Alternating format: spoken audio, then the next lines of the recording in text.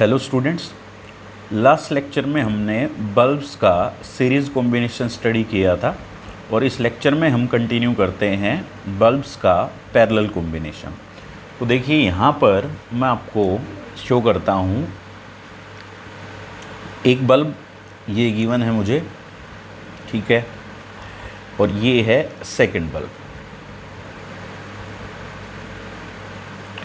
First जो bulb है B1, उसके लिए पावर रेटिंग को शो किया गया है P01 से। इसी तरह से सेकंड बल्ब है B2, उसके लिए पावर रेटिंग को शो किया गया है P02 से। सो पावर रेटिंग दोनों बल्ब्स के लिए डिफरेंट है, बट हम इनकी वोल्टेज रेटिंग सेम रखते हैं। सो वोल्टेज रेटिंग दोनों के लिए V0 है। ये मैंने आपको लास्ट लेक्चर में भी बताया था। अगर हम इनकी वोल्टेज रेटिंग्स भी डिफरेंट लेंगे और अगर n नंबर ऑफ बल्ब्स को आप कनेक्ट कर रहे हैं तो उस केस में जो प्रॉब्लम है वो काफ़ी मेसी होगी। तो और अगर आप देखेंगे प्रीवियस ईयर्स के क्वेश्चंस को, ट्रेंड भी यही है कि अगर वहाँ पर मोर देन 2 बल्ब्स कंबाइन किए गए होंगे, ठीक है, एक मिक्स ग्रुपिंग होगी जिसमें सीरीज़ पैरेलल काफ़ी सारे बल्ब्स कनेक्टेड मिलेंगे, तो आपको वहाँ पर इनकी वोल्टेज रेटिंग है वो सेम मिलेगी, ठीक है। तो ये मेरे पास 2 बल्ब्स है और इनको मुझे कंबाइन करना है किस तरह के कॉम्बिनेशन में, पैरेलल कॉम्बिनेशन में। सो पैरेलल कॉम्बिनेशन के लिए देखिए आप, ये फर्स्ट बल्ब शो किया हमने, फर्स्ट बल्ब, ठीक है, B1, और ये सेकंड बल्ब है।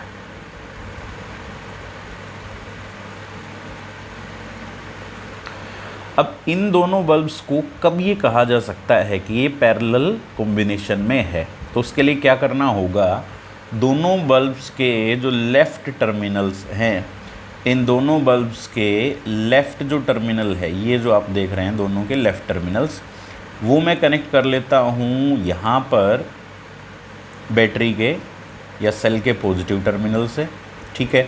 और इसी तरह से दोनों के जो सेकेंड टर्मिनल्स है बल्ब्स के, ये टर्मिनल्स, इनको हम कनेक्ट कर देते हैं बैटरी के नेगेटिव टर्मिनल्स, ठीक है। अच्छा, जो बैटरी है उसके लिए वोल्टेज को रिप्रेजेंट कर रहा हूँ मैं, तो बैटरी के लिए जो वोल्टेज को शो किया गया है, this is V volt, okay. So और इनके लिए वोल्टेज रेटिंग की वैल्यू डिफरेंट है। इनके लिए वोल्टेज रेटिंग कितनी है, V0 है, लेकिन आप यहाँ पर जो वोल्टेज अप्लाई कर रहे हैं बैटरी की हेल्प से, which is V volt, okay. Now अब देखिए हमें क्या करना है, इक्विवेलेंट पावर फाइंड करनी है इस कॉम्बिनेशन की। दोनों बल्ब्स के लिए डिफरेंट पावर रेटिंग तो हमें पता है, ठीक है, हमें फाइंड करनी है इस कॉम्बिनेशन के लिए इक्विवेलेंट पावर। सो पहले तो मुझे उसका मीनिंग क्लियर करना होगा। इक्विवेलेंट पावर का मीनिंग क्या है, जब आप इन दोनों बल्ब्स को एक सिंगल बल्ब से रिप्लेस करें, इन दोनों बल्ब्स को सिंगल बल्ब से अगर मैं रिप्लेस कर सकूं, कंडीशन क्या रहेगी, इन दोनों बल्ब्स को सिंगल बल्ब से रिप्लेस करने के लिए जो पोटेंशियल डिफरेंस या जो वोल्टेज इन दोनों बल्ब्स के अक्रॉस आपने अप्लाई किया था, सेम पोटेंशियल डिफरेंस की वैल्यू, सेम वोल्टेज की वैल्यू आप इस बल्ब के अक्रॉस जब अप्लाई करेंगे, तो ये दोनों मिलकर जो पावर कंज्यूम करते थे, ये बल्ब इंडिविजुअली अकेला इतनी पावर कंज्यूम करेगा सेम जितनी इन दोनों ने की थी, तभी मैं इसको, इन दोनों बल्ब्स को इस इक्विवेलेंट बल्ब से रिप्लेस करने पाऊँगा। मैं एक बार फिर से आपको समझा देता हूँ, दोबारा से एक बार ध्यान से देखिए। पहली तो बात ये है कि इन दोनों बल्ब्स को आपने पैरेलल कॉम्बिनेशन में है, ये कैसे पता लगा, इन दोनों बल्ब्स के लिए आप जो पोटेंशियल डिफरेंस अप्लाई कर रहे हैं, वोल्टेज अप्लाई कर रहे हैं, वो वोल्टेज की वैल्यू सेम है। करंट इनके अंदर से डिफरेंट फ्लो करेगा, ठीक है, बट पोटेंशियल डिफरेंस की वैल्यू क्योंकि सेम है, तो मैं कहूँगा ये दोनों बल्ब पैरेलल में है। इसके बाद बारी आती है कि इक्विवेलेंट पावर कैसे फाइंड कर सकता हूँ मैं, तो मैं इन दोनों बल्ब्स को एक सिंगल बल्ब से रिप्लेस कर रहा हूँ, ये सिंगल बल्ब से रिप्लेस करूँगा। इस बल्ब को या इसकी पावर को इक्विवेलेंट पावर कब कहा जा सकता है, जब आप इन दोनों बल्ब्स के अक्रॉस जो पोटेंशियल डिफरेंस अप्लाई कर रहे थे, इस बल्ब के अक्रॉस भी आप सेम पोटेंशियल डिफरेंस अप्लाई करेंगे और ये इतनी पावर कंज्यूम करेगा जितनी ये दोनों मिलकर करते हैं। ठीक है, तो देखिए ये इक्विवेलेंट बल्ब हो गया। अब हमें इक्विवेलेंट पावर की वैल्यू फाइंड करनी है, तो वापस इस सर्किट पे आइए आप।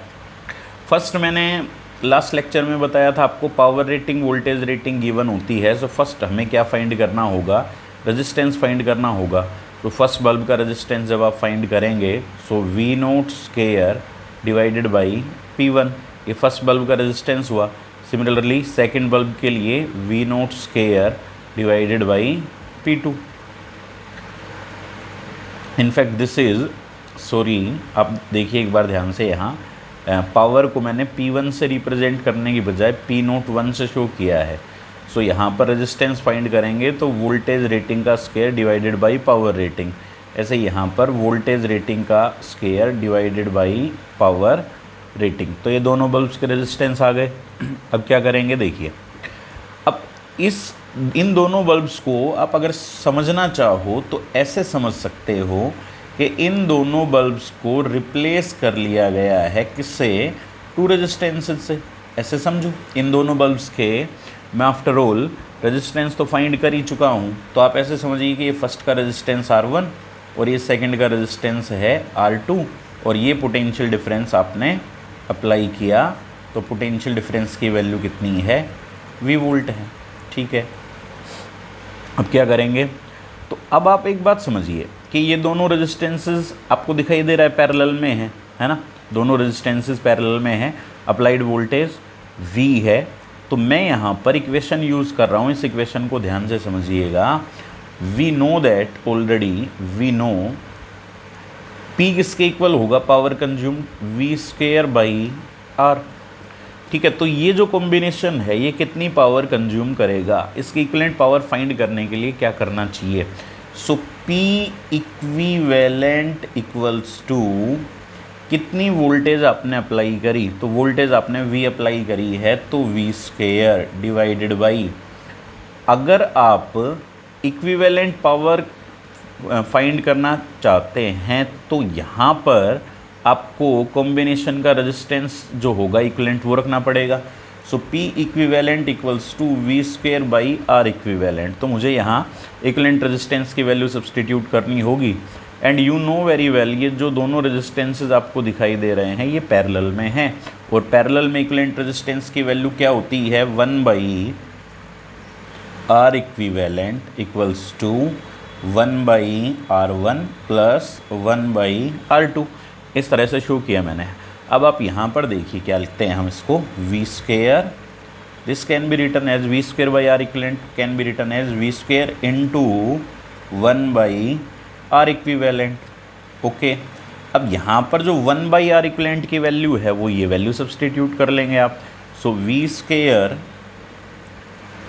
इंटू 1 बाई R इक्विवेलेंट की वैल्यू रखेंगे 1 by R1 plus 1 by R2, ये वैल्यू सब्सटीट्यूट कर लिया आपने। सो यहाँ पर जो P इक्विवेलेंट की वैल्यू आई, देखिए V square into 1 by R equivalent. So 1 by R equivalent की वैल्यू कितनी है, सो ये रही मेरे पास R इक्विवेलेंट की, सॉरी R1 की वैल्यू है ना।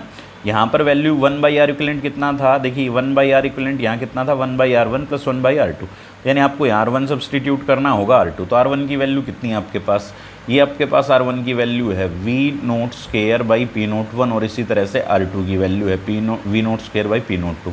ये वैल्यूज़ आपको यहाँ सब्सटीट्यूट करनी होगी। सो R1 की वैल्यू यहाँ सब्सटीट्यूट करेंगे, सो R नोट की वैल्यू है V naught square divided by P naught 1, similarly plus 1 by R2। तो R2 की वैल्यू यहाँ है V naught square by P naught 2, so V naught square divided by P naught 2। Okay, so P equivalent equals to V square.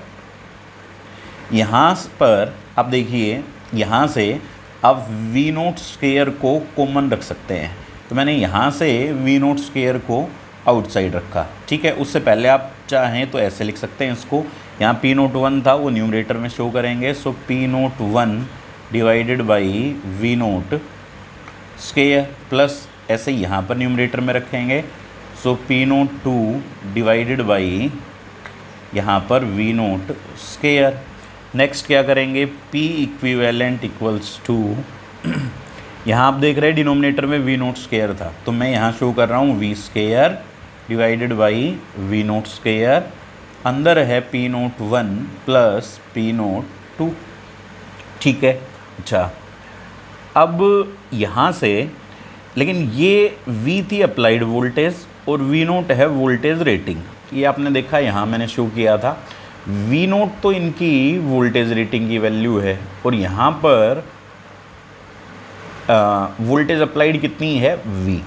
तो अगर ये case ध्यान रखिएगा आप, if V equals to V naught, यानी जो वोल्टेज अप्लाइड है और वोल्टेज रेटिंग है अगर वो इक्वल होंगी दोनों, सो P इक्विवेलेंट की value P equivalent equals to, अगर अप्लाइड वोल्टेज और वोल्टेज रेटिंग दोनों इक्वल है तो ये टर्म कैंसिल होगी और मेरे पास लेफ्ट रहेगा P naught 1 plus P naught 2।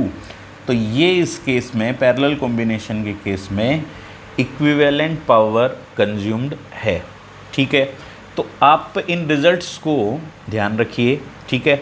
और नेक्स्ट जो वीडियो लेक्चर होगा उसमें अब तक हमने हीटिंग इफ़ेक्ट के अंदर जितने भी कॉन्सेप्ट्स डिस्कस किए सभी से रिलेटेड जो न्यूमेरिकल प्रॉब्लम्स होंगी जो एग्ज़ाम्स में वेरियस ईयर्स के अंदर पूछी गई है, तो वो प्रॉब्लम्स हम डिस्कस करेंगे।